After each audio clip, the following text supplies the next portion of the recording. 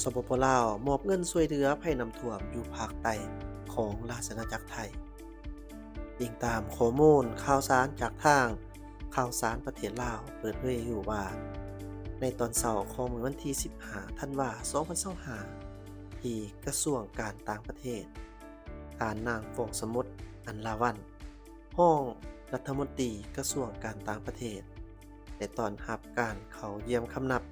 ของทานนางจีรัสยาพิรานนท์อุปทูตชั่วคราวแห่งราชอาณาจักรไทยประจำสปปลาวในโอกาสนี้ทานห้องรัฐมนตรีฟองสมุทรอันดาวันได้แสดงความยินดีต้อนรับทานอุปทูตและคณะ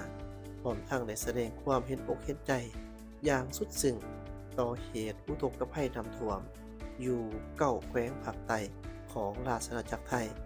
ในท้ายเดือนพฤศจิกายน2025ที่ผ่านมาซึ่งได้สร้างความเสียหายอย่างหนักหน่วงต่อชีวิตและทรัพย์สินของประชาชนเป็นวงกว้างต่อการสูญเสียดังกล่าวสปปลาวในนามฐานะเป็นประเทศเพื่อนบ้านใกล้เคียงที่มีความผูกพันทั้งด้านญาติพี่น้องและเป็นคู่ร่วมยุทธศาสตร์เพื่อการเจริญเติบโตและการพัฒนาแบบยืนยงรัฐบาลและประชาชนแห่งสปปลาวจึงได้ประกอบส่วนช่วยเหลือเงินจำนวน$200,000ให้แก่รัฐบาลแห่งราชอาณาจักรไทยโดยเฉพาะแม่นครอบครัวผู้ที่ได้รับผลกระทบต่อเหตุอุทกภัยในครั้งนี้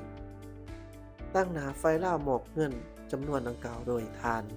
ฟองสมุทรอันดาวันรองรัฐมนตรีกระทรวงการต่างประเทศแห่งสปปลาวและตั้งหน้าไฟไทยรับโดยทานนางจิตรรัสยาพิรานนท์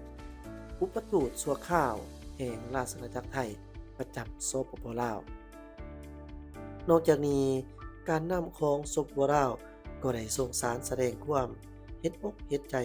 ถึงการนำของราชอาณาจักรไทยใน3ระดับในโอกาสเดียวกันทั้งสองฝ่ายยังได้ปรึกษาหารือ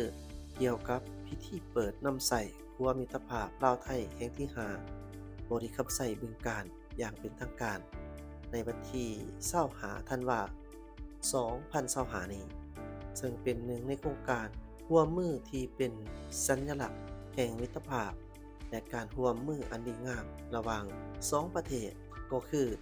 การเฉลิมฉลองวันสร้างตั้งสายพัวพันธ์ทางการทูตระหว่างสปปลาวและราชอาณาจักรไทยครบรอบ75ปีในเดือนธันวาคม2025ทั้งประกอบส่วนช่วยอำนวยความสะดวกให้แก่การไปมาหาสู่กันของประชาชนทั้งสองศาสตร์